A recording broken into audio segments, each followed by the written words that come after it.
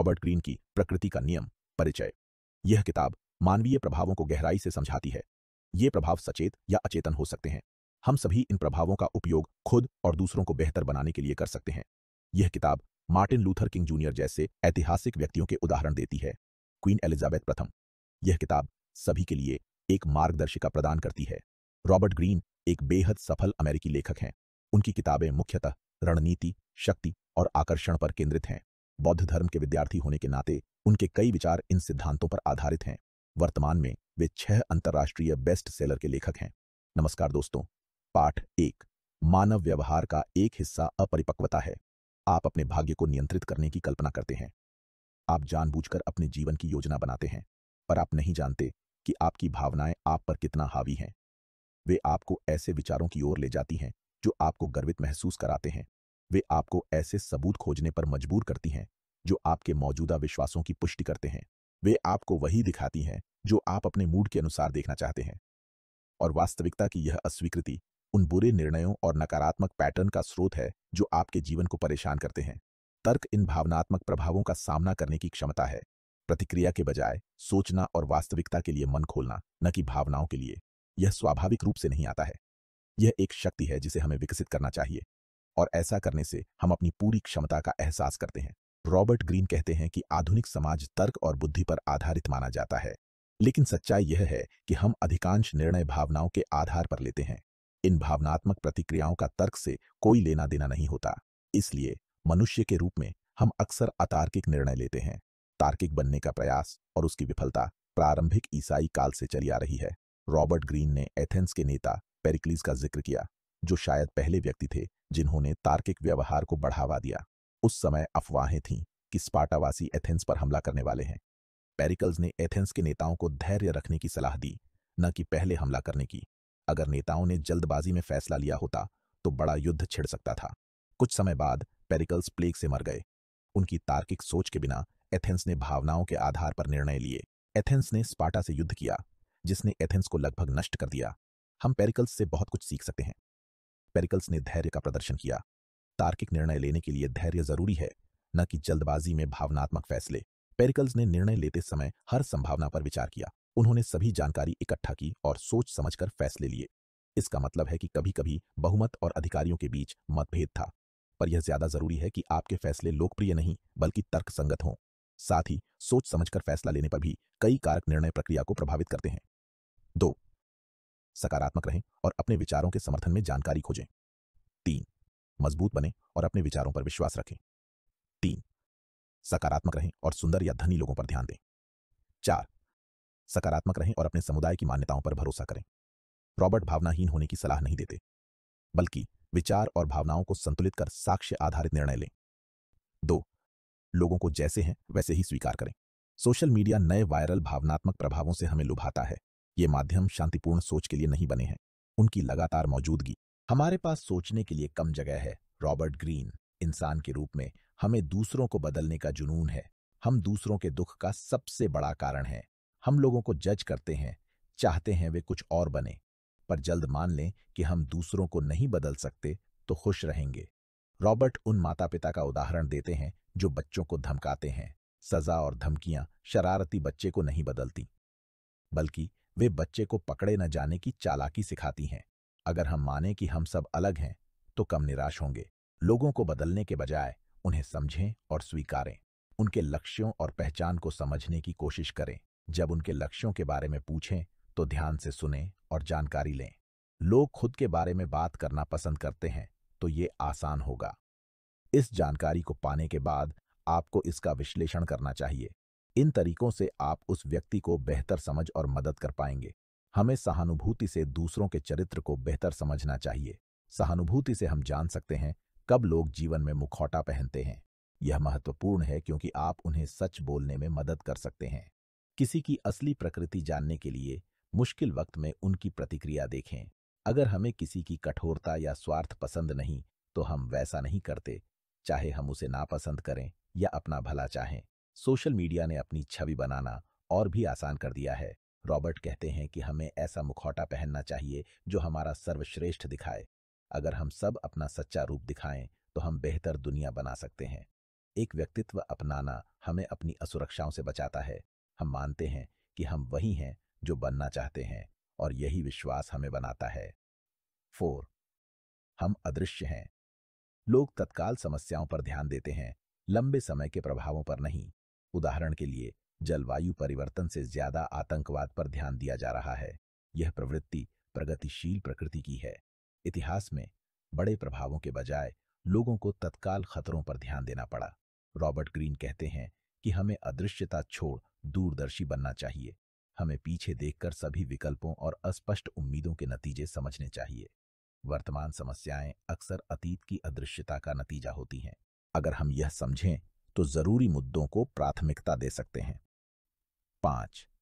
सफलता के बाद अहंकार हमें पीछे खींचता है। हम आत्म केंद्रित हो जाते हैं। रॉबर्ट कहते हैं कि इंसान स्वभाव से नार्सिसिस्टिक होते हैं।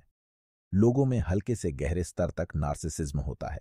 नार्सिसिस्टिक लोग दूसरों को अपना समझते हैं। रॉबर्ट इसका कारण माता पिता का बच्चों पर ध्यान देने का तरीका बताते हैं। पहला, यह बच्चे की व्यक्तिगत पहचान रोकता है। दूसरा, यह कम आत्मसम्मान पैदा करता है। दिलचस्प है, गहरा नार्सिसिज्म सामान्य जितना आत्म प्रेमी नहीं होता।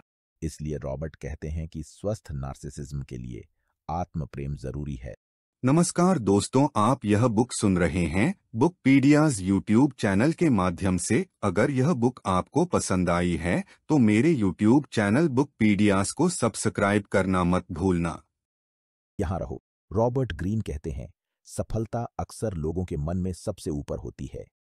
इस प्रभाव को गुरुत्वाकर्षण का नियम कहा जाता है। माइकल आइजनर का करियर इस नियम का एक उत्कृष्ट उदाहरण है। आइजनर 80 के दशक में डिज्नी के सीईओ बने। इस दौरान उन्होंने 14 हिट फिल्में रिलीज की। इन फिल्मों ने डिज्नी ब्रांड को फिर से जीवंत किया। आइजनर की नजर में उनका हर काम सोने जैसा था, पर फ्रांस में यूरो डिज्नी बनाने पर वह उतना सफल नहीं रहा। गलती मानने के बजाय आइजनर ने दूसरों को दोषी ठहराया। ऐसा इसलिए हुआ क्योंकि उनका अहंकार बहुत बढ़ गया था। 1954 में उन्होंने जेफरी कटजेनबर्ग को निकाला। सबको चौंका दिया। जेफरी द लायन किंग जैसी कई हाल की हिट फिल्मों के पीछे थे। सितंबर 2005 में शेयर गिरने पर बोर्ड ने आइजनर को हटाया। अक्सर लोग भूल जाते हैं कि उन्हें सफलता कैसे मिली। सफलता के लिए दूसरों और गुरुओं का समर्थन जरूरी है, साथ ही किस्मत भी। इन बातों को याद रखना हमें धरती से जोड़े रखता है। अध्याय 6, हमें अपनी क्षमताओं को सीमित नहीं करना चाहिए। रॉबर्ट ग्रीन कहते हैं कि हमें दोनों पक्ष विकसित करने चाहिए। डेविड बॉवी जैसे लोगों ने अपने पुरुष पक्ष को ज्यादा अपनाया, स्त्री पक्ष अपनी सारी शक्तियों का इस्तेमाल करने के लिए। कैटरीना स्फोर्जा ने वही किया जो रॉबर्ट ग्रीन ने अपनी किताब में कहा। कैटरीना का जन्म 1473 में एक शक्तिशाली इतालवी राजघराने में हुआ। मार्शल आर्ट के साथ साथ वो फैशन और कला का भी शौक रखती थी। पुरुष और स्त्री दोनों जुनून को अपनाने से वो एक मजबूत व्यक्ति बनी। रॉबर्ट कहते हैं कि मर्दानगी और नारीत्व के विचार जीन और माहौल से आते हैं। अगर हम दोनों को अपनाएं तो हम अपने रिश्तों को बेहतर बना सकते हैं। रॉबर्ट कहते हैं कि स्त्री पक्ष अपनाकर पुरुष महिलाओं को बेहतर समझेंगे। रॉबर्ट कहते हैं कि हमें पुरुष और स्त्री दोनों की शक्ति पानी चाहिए। पुरुष चीजों को समाहित करते हैं, महिलाएं पैटर्न और संबंधों की खोज करती हैं। समस्या सुलझाने के लिए इन दोनों नजरियों का मिश्रण सबसे अच्छा है। अध्याय 7, अगर सामूहिक सोच आपको नीचे खींच रही हो तो उससे मुक्त रहें। इंसान अक्सर खुद को दूसरों के साथ पहचानते हैं। हम ज्यादातर समय यह चिंता में बिताते हैं कि लोग क्या सोचेंगे और हम किन समूहों में फिट होंगे। सामूहिक मानसिकता सहयोगी लक्ष्य पर सभी को केंद्रित करते हुए लाभदायक होती है। समूह में काम करने के लाभ होते हैं, पर इससे जुड़े खतरे भी हैं। जब हम दूसरों के बीच होते हैं तो हमारा व्यवहार बदल जाता है। हमारे मूल सिद्धांत समूह में खो जाते हैं। ये सिद्धांत समूह के लोगों की नकल करते हैं। इस प्रकार हम वह खो देते हैं जो हमें विशेष बनाता है, जिसमें स्वतंत्र सोच भी शामिल है। रॉबर्ट का कहना है कि समूह का हिस्सा होने से हम अधिक अनैतिक निर्णय ले सकते हैं। मुख्य कारण यह है कि हम अक्सर यथोचित निर्णय नहीं लेते हैं, बल्कि दूसरों को देखकर निर्णय लेते हैं। हमें समूह द्वारा नीचे खींचे जाने से बचना चाहिए। कमजोर चरित्र वाले लोगों के लिए समूह की पकड़ से निकलना अधिक कठिन होगा। रॉबर्ट ग्रीन के अनुसार समूह से बचने के मुख्य तरीके हैं। 1, स्वतंत्रता और तर्क वितर्क बनाए रखें, दूसरों की बातों से प्रभावित हुए बिना। 2, आत्म जागरूकता विकसित करें। 3, समूह में रहे पर हर समय केंद्रित रहे। अध्याय 8, अपनी कमजोरियों का सकारात्मक उपयोग करें और आक्रामकता सकारात्मक होनी चाहिए। इसके लिए वह 19वीं सदी के जॉन डी रॉकफेलर का उदाहरण देते हैं। रॉकफेलर मॉरिस क्लार्क के साथ व्यापार में था, पर मॉरिस उसे परेशानी का कारण मानता था। रॉकफेलर हमेशा मॉरिस पर व्यापार बढ़ाने का दबाव डालता था। मॉरिस ने उसे इतना परेशान करने वाला माना कि अपना हिस्सा नीलाम कर दिया। रॉकफेलर ने वो शेयर खरीदे और छोटे व्यवसाय को बड़ी कंपनी में बदल दिया। यह दुनिया की सबसे शक्तिशाली कंपनियों में से एक बन गई। रॉकफेलर ने इस छोटे व्यवसाय को आज भी मौजूद कंपनी में बदला। आज प्रभावी होने का तरीका है एक चतुर आक्रामक बनना। हमारी आक्रामकता ने हमें धरती का सबसे प्रभावशाली प्राणी बनाया, इसलिए हमें इस आक्रामकता को दबाना नहीं चाहिए। आक्रामकता दमन से पैदा होती है। हमें अपनी आक्रामकता स्वीकार कर उसका सही इस्तेमाल करना चाहिए। उदाहरण के लिए, हम इस ऊर्जा से मजबूत और निडर बन सकते हैं। अध्याय 9, मानव प्रकृति के 18 सिद्धांत। इस पुस्तक का मूल आधार। हमने मुख्य सिद्धांतों पर चर्चा की। अब हम सभी 18 का संक्षिप्त विवरण देंगे। मनुष्य की सबसे बड़ी कमजोरियों में से एक, भावनाएं आक्रामकता को बढ़ाती हैं। हम अपनी सोच के अनुसार सबूत ढूंढते हैं। यह वास्तविकता से दूरी गलत निर्णय करवाती है।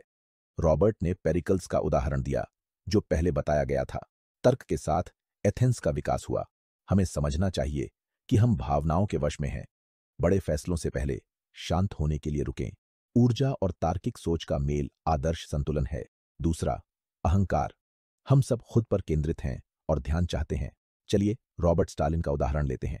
स्टालिन पहले आकर्षक था, पर विरोधियों के प्रति निर्दयी। वह असुरक्षाओं से भरा था। असुरक्षा अहंकार की जड़ है। अपने अहंकार पर काबू रखें। दूसरों के प्रति दयालु रहें। बिना सोचे समझे निर्णय न लें। दूसरों के बारे में जितना हो सके जानें। रॉबर्ट अर्नेस्ट शेकलटन को स्वस्थ अहंकारी का उदाहरण देते हैं। 1915 के अंत में अंटार्कटिका में फंसने पर शेकलटन जानते थे कि उनका व्यवहार जीवन मरण का फैसला करेगा। उन्होंने व्यक्तिगत और सामाजिक दोनों स्तरों पर ध्यान दिया। इस दृष्टिकोण ने समूह में आत्मविश्वास जगाया और सभी बच गए। तीसरा, भूमिका निर्वाह। लोग अक्सर अपनी सच्ची भावनाएं दिखाते हैं। हमें लोगों की सच्ची भावनाओं को पहचानना सीखना चाहिए। हम अपना सर्वश्रेष्ठ रूप प्रस्तुत करना भी सीखते हैं। दूसरों की भूमिका समझने के लिए मिल्टन एरिक्सन जैसे बने। मिल्टन आत्म सुधार चिकित्सा के अग्रणी थे। पोलियो से पीड़ित होने के बाद मिल्टन ने शारीरिक संकेत बेहतर समझे। शारीरिक संकेत लोगों की सच्ची भावनाओं के सबसे अच्छे सूचक हैं। अतः हाथों की गति, आवाज और चेहरे की सूक्ष्म भावनाओं पर ध्यान दें। विभिन्न परिस्थितियों में सही भावनाएं दिखाने का अभ्यास करें। चौथा, चरित्र। लोगों की एक विशेष प्रतिष्ठा या स्थिति होती है, पर यह प्रतिष्ठा उनके सच्चे चरित्र को नहीं दर्शाती। रॉबर्ट वीवर हॉवर्ड ह्यूजेस का उदाहरण देते हैं। हॉवर्ड बहुत सफल और खुश दिखते थे, पर वास्तव में वे गहरी चिंताओं से जूझ रहे थे। बाद में वे दर्द निवारक दवाओं के आदी हो गए। लालच। हमें अपनी स्थिति अपनाकर स्पष्ट लक्ष्य बनाने चाहिए। लोग अक्सर सोचते हैं कि दूसरों का जीवन बेहतर है। सिर्फ अपनी वास्तविकता से जुड़ाव ही शांति देगा। रॉबर्ट कोको चैनल का उदाहरण देते हैं। नमस्कार दोस्तों, आप यह बुक सुन रहे हैं बुकपीडियाज यूट्यूब चैनल के माध्यम से। अगर यह बुक आपको पसंद आई है तो मेरे यूट्यूब चैनल बुकपीडियाज को सब्सक्राइब करना मत भूलना। वो डिजाइनर बनी क्योंकि जानती थी लोग क्या चाहते हैं, इसलिए उसने अपने काम और प्रोडक्ट्स के इर्द गिर्द रहस्य बनाया। 6, कम दृष्टि। हम जानवर हैं। हम जो देखते और महसूस करते हैं उससे सबसे ज्यादा प्रभावित होते हैं। हम अक्सर अपने काम के नतीजों या बड़ी तस्वीर के बारे में सोचना भूल जाते हैं। लेकिन दूरदर्शिता की कमी नुकसानदेह हो सकती है। जैसे जब आवाज के निवेशक बुलबुले की चपेट में आए तो उन्हें लाखों का घाटा हुआ। यह रॉबर्ट द्वारा दी गई साउथ सी कंपनी के उदाहरण पर भी लागू होता है। कंपनी लंबे समय की नहीं थी, फिर भी लोगों ने निवेश किया और अंत में बुलबुला फूटा। कम दृष्टि को कैसे दूर करें? 1, भविष्य की जानकारी से घबराएं नहीं। 2, महत्वपूर्ण जानकारी पर ध्यान दें ताकि लंबे समय के फायदेमंद फैसले ले सकें। अगर भविष्य की जानकारी से परेशान हैं तो काम किसी और को सौंप सकते हैं। सुरक्षा। हम सब चीजों की रक्षा करते हैं। यह नजरिया हमारी रचनात्मकता को सीमित करता है, इसलिए हमें हमेशा नए विचारों के लिए खुले रहना चाहिए। रचनात्मक आलोचना को अवसर समझना चाहिए। आइए रॉबर्ट लिंडन जॉनसन का उदाहरण लें। जॉनसन अमेरिका के 36वें राष्ट्रपति थे। उन्होंने लोगों पर हावी होकर सत्ता नहीं पाई, उन्होंने दूसरों को मौका देकर सत्ता हासिल की। आत्मविनाश अपने डर को सच बनाने की आदत है। भविष्य से डरें तो हर जगह नकारात्मकता दिखेगी। यह अनजाने में फैसलों को प्रभावित कर विनाश लाएगा। आइए रॉबर्ट एंटोन चेखव का उदाहरण लें। एंटोन एक रूसी अभिनेता थे जिनका बचपन कठिन था, फिर भी उन्होंने नकारात्मकता को सकारात्मकता में बदला। आत्मविनाश को कैसे रोकें? शत्रुतापूर्ण रवैया सब कुछ खतरे में डाल देगा। शोधकर्ता जैसा व्यापक दृष्टिकोण विकसित करें। चुनौतियां स्वीकारें। जानें कि आप समस्याएं सुलझा सकते हैं। हम सब अपनी असुरक्षा, क्रोध और स्वार्थ दबाते हैं। हम अपने अंधेरे पक्ष को नियंत्रित कर सकते हैं और उसे बाहर आने से रोक सकते हैं। दूसरों पर बुरे गुण आरोपित करने की आदत को पहचानें और स्वीकारें। इन अंधेरे विचारों को कला जैसे रचनात्मक माध्यम से व्यक्त करें। आइए अमेरिका के 30वें राष्ट्रपति रिचर्ड निक्सन का उदाहरण लें। सकारात्मक छवि के बावजूद उन्होंने अपना क्रोध और असली व्यक्तित्व दबाया। वाटरगेट कांड के बाद एक बड़ा खुलासा हुआ। फिर ईर्ष्या की बात आती है। इंसान स्वाभाविक रूप से दूसरों से अपनी तुलना करता है। हालांकि ईर्ष्या सामाजिक रूप से स्वीकार्य नहीं है। खतरनाक बनने से पहले हमें अपनी ईर्ष्या को पहचानना चाहिए। ईर्ष्या एक स्वाभाविक भावना है। इसे पूरी तरह से खत्म नहीं किया जा सकता, लेकिन हम इसे कुछ सकारात्मक में बदल सकते हैं। ईर्ष्या को स्वीकृति में बदलें। खुद को बेहतर बनाने के लिए ईर्ष्या का उपयोग करें। आइए मैरी शैली का उदाहरण लेते हैं। मैरी फ्रैंकेनस्टीन नाम के उपन्यास की लेखिका थी, लेकिन उनके ईर्ष्यालु मित्र ने उन्हें धोखा दिया। अत्यधिक शक्ति आपको वास्तविकता की समझ खो सकती है। शक्ति, अहंकार, आलोचना और अधिकारों की अवहेलना को पहचानें। हम अपनी शक्ति को व्यावहारिक शक्ति में बदल सकते हैं। व्यावहारिक शक्ति समस्या समाधान और रिश्तों को सुधारने में लगाएं। शक्ति पर बात करते हुए माइकल आइजनर का उदाहरण लें। डिज्नी के पूर्व सीईओ ने सारी सफलता का श्रेय खुद को दिया, जो अंततः विफल रहे। लिंग कठोरता पुरुष और स्त्री गुणों की शक्तियों का मिश्रण है, इसलिए हमें पुरुष और स्त्री दोनों गुणों का उपयोग करना चाहिए। लिंग कठोरता के लिए रॉबर्ट का दिया उदाहरण पहले ही बताया गया है। कैटरीना स्फोर्जा एक दमदार महिला थीं, जिन्हें दोनों गुणों के लिए सराहा गया। 13वां श्लोक, लक्ष्य हिंसा। दूसरों की राय और भावनाएं हमें कई दिशाओं में खींच सकती हैं। इससे हमारे जीवन की दिशा कम हो सकती है। कुछ लोग बदलाव पसंद करते हैं, कुछ अनियंत्रण से डरते हैं, पर हम सभी को एक उद्देश्य बनाना और उसका पालन करना चाहिए। मार्टिन लूथर किंग जूनियर, वे एक ऐसे व्यक्ति थे जिन्होंने विफलताओं पर काबू पाने के लिए कदम उठाए। उन्होंने नागरिक अधिकारों के लिए अहिंसा और सहनशीलता का उपयोग किया। हम सभी स्वस्थ रहना चाहते हैं, पर हम ऐसा व्यवहार कर सकते हैं जिससे हम सहमत नहीं हैं। इसे दूर करने के लिए हमें आत्म जागरूकता विकसित करनी चाहिए। रॉबर्ट कहते हैं कि बॉर्न रेड पुस्तक लोगों के भावनात्मक व्यवहार को दर्शाती है, इसलिए लोगों में उत्कृष्टता के लिए सूक्ष्म सोच और विश्लेषण की कमी होती है। प्रवीण चंचलता, हम सभी शक्तिशाली लोगों का अनुसरण करना चाहते हैं, पर जब लोग कमजोर होते हैं, हम उनसे दूर हो जाते हैं। प्रभावी नेतृत्व के लिए हमें शक्ति और निष्पक्षता की छाया देनी चाहिए। ऐसा करने से लोग आप पर ज्यादा भरोसा करेंगे। रॉबर्ट एलिजाबेथ प्रथम एक ऐसा व्यक्ति जो चंचल नहीं था। वह खुद को देश की नेता साबित करना चाहती थीं, इसलिए वह शाही परिवार से नहीं चिपकीं, बल्कि उन्होंने उदाहरण से नेतृत्व किया। कभी कभी आक्रामकता, हम सभी के जीवन में तनाव और निराशाएं होती हैं। कभी कभी यह बहुत ज्यादा हो जाता है और हम आक्रामक व्यवहार करने लगते हैं। हमें आक्रामक लोगों के संकेत पहचानना सीखना चाहिए। आक्रामकता से निपटने के कुछ तरीके हैं। पहला, आप उनके व्यवहार का अनुसरण कर सकते हैं, या अगर वह व्यक्ति हमेशा आक्रामक है तो उससे दूर रहना बेहतर है। अगर आक्रामक व्यक्ति आपका बॉस है तो शायद नौकरी छोड़नी पड़े। रॉबर्ट चौंडी, रॉकफेलर का एक उदाहरण है। रॉकफेलर अमेरिकी इतिहास के सबसे धनी लोगों में से एक थे। उन्होंने सत्ता पाने के लिए आक्रामक रणनीतियां अपनाई, पर उन्होंने अपनी आक्रामकता का रचनात्मक उपयोग किया। सदी का अंधापन, अब आप उन लाखों लोगों की मेहनत का फल भोग रहे हैं। आपने हजारों साल के अनुभव से बहुत कुछ सीखा है। इसे हल्के में लेना आसान है, जैसे यह सब अपने आप हो गया और आप इन सुविधाओं के हकदार हैं। यह एक बिगड़े बच्चे की सोच है और आपको इस विचार को शर्मनाक मानना चाहिए। इस दुनिया को लगातार सुधार और नवाचार की जरूरत है। आप यहाँ अपनी इच्छाएं पूरी करने के लिए नहीं हैं, बल्कि योगदान देने और उच्च उद्देश्य की सेवा के लिए हैं। रॉबर्ट ग्रीन, हर पीढ़ी अपनी पिछली पीढ़ी से अलग होना चाहती है। हर नई पीढ़ी दुनिया को बदलना चाहती है। दूसरी पीढ़ियों के साथ साझा गुणों से अवगत रहे, अन्य पीढ़ियों के नजरिए से सोचने की कोशिश करें। फ्रांस के राजा लुईस 16वें इसका उदाहरण है। वह अपनी पीढ़ी से अलग थे, इसी कारण वह फ्रांसीसी क्रांति के शिकार हुए।